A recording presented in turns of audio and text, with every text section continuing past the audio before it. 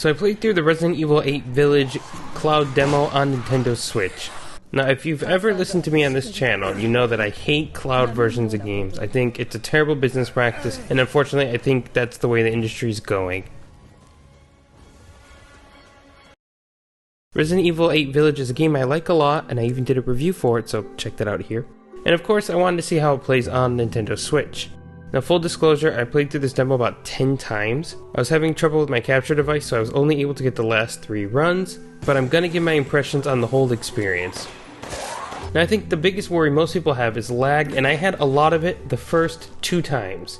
There was even one time where the game completely lagged and I couldn't even move, and then it reset itself and it was fine. Now, I'm playing on Wi-Fi just for some full disclosure, and I'm sure if I played wired it would be more stable, it'd be a smoother connection. It was pretty choppy, but it got better as I kept playing.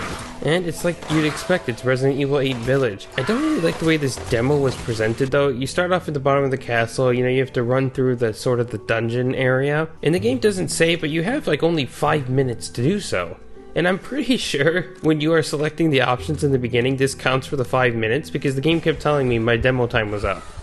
Now, I was very frustrated by this at the beginning because I didn't understand what was happening. There's no timer. I couldn't see a timer on screen and it would just end it. Thankfully, though, the demo isn't that long, so if you really just skip all of the options, you could just go through and just play the game if you want. Honestly, the brightness settings, all that, doesn't even matter.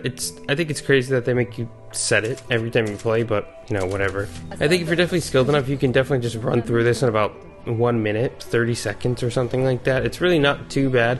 I think it's more of just a test to see how the game plays and how it looks. Now, I can sort of tell that the graphics are downgraded a bit, but the game still looks good. Of course, that's down to the set environment, the designs, the characters, the enemies. They all look good, there's no problem. Even if you tweak the graphics down, it's still gonna look nice. Does it look as good as the PS5 or even the Xbox One X? No, it doesn't. In terms of playing on the Switch, I love the controller. It's great. It's really, really comfortable, and it's probably my go-to for most things.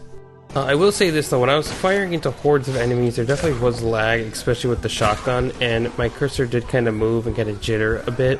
Again, it's not as bad as I thought it was. However, I can see people being in areas with less stable connections having a lot of problems with this game. Where I live, the connection's pretty solid, even on Wi-Fi, and I even have enough bars to play with North America most of the time, in games like Smash Bros. Or Mario Kart, and there's usually no issue. That said, I know not everyone has that privilege, so unfortunately, this is definitely something I do not recommend. Resident Evil in particular, you have to be very accurate with your shots, you have to be accurate with your movement. Unless you're playing on beginner, you have a little bit more leeway, but if you want to play on the harder difficulties, I can't imagine how tough this game is going to be with tons of lag. Even little bits of jitters are going to throw you off. It's going to make things really difficult. Overall, it's Resident Evil 8 on cloud. I never played 7 on cloud, although I kind of am tempted to go and try that. But like always, I'm going to just recommend what I always do. Get a physical version. It's just a shame you can't get this on Switch in a physical form. I think there's definitely studios out there that can port it. There are definitely wizards. But unfortunately, that doesn't look like it's happening anytime soon. But hey, maybe if a Switch Pro eventually comes out, we'll get Resident Evil 8 Village in a physical form.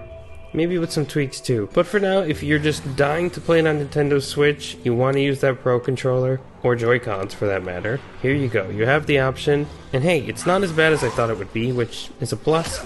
But it's still not something I would do. Mostly just out of principle. Anyway, thanks again for watching, guys. And if you like this, subscribe, like. It's Resident Evil Month at GPX. Take care.